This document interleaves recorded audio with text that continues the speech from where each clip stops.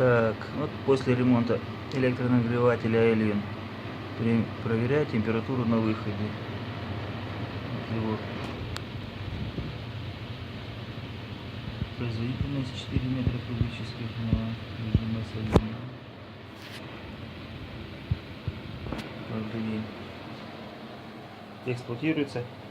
В сарае стоит зимой, обогревает курятник. Сильные морозы. Вот температура на выходе.